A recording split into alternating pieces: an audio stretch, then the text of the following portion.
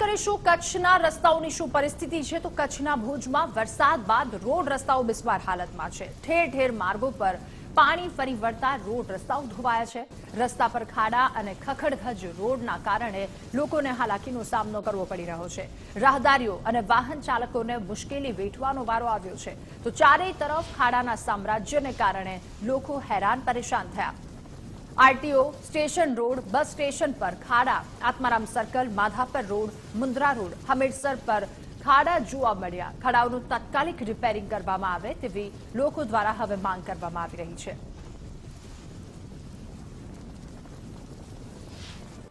અંદર જેટલી પણ ગટર વ્યવસ્થા છે, જેટલી પણ પાણીના નિકાલો છે, એ બધા ઉપર સરકારી જગ્યા ઉપર દબાણો થઈ ક્યાંક મોટા શોરૂમો બની ગયા છે, ક્યાંક પાર્કિંગ પ્લોટ છે એ દબાઈ ગયા છે, ક્યાંક ને ક્યાંક લોકો દ્વારા પણ દબાણ કરવામાં આવ્યા છે। તો આ દબાણો નગરપાલિકાએ આરએનબી તેમજ જે તે ડિપાર્ટમેન્ટે જલ્દીમાં જલ્દી હટાવવામાં આવે અને ખાસ કરીને જે આ રોડ રસ્તા છે ભુજના જુબેલી ગ્રાઉન્ડ હોય કે તમે ભીડ વિસ્તાર જોઈ લો કે ગમે તે ભુજની આજુબાજુમાં ગમે તે વિસ્તાર જો બધે ઠેકાણે ખાડા ખબોચિયા થઈ વખતો વખત વહીવટી તંત્ર એની રીતે ખ્યાલ રાખી જ રહ્યો છે। ક્યાંક ને ક્યાંક ચૂકના કારણે રોડનું ધોવાણ થઈ રહ્યું છે। મને પણ ફરિયાદો આવી છે અને મને એમ લાગે છે કે ગુજરાતના પ્રભારી શ્રી પાનેસરિયા સાહેબે આવી અને તાત્કાલિક એનો જે નિર્ણય લેવાનો હતો નિર્ણય લઈ વહીવટી તંત્રને એલર્ટ કરી ને બનતા પ્રયત્નો કરી ઘટતું કરવાની કોશિશ કરી।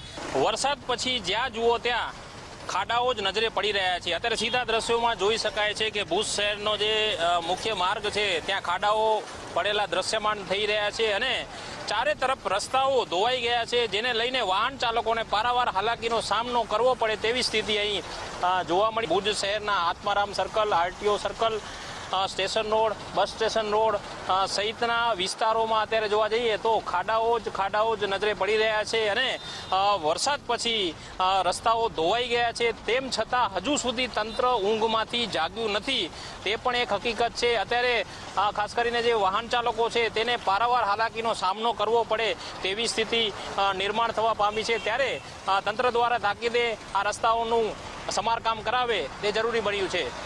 મુનાફ સાથે કૌશિક છાયા, ગુજરાત ફર્સ્ટ, ભુજ, કચ્છ।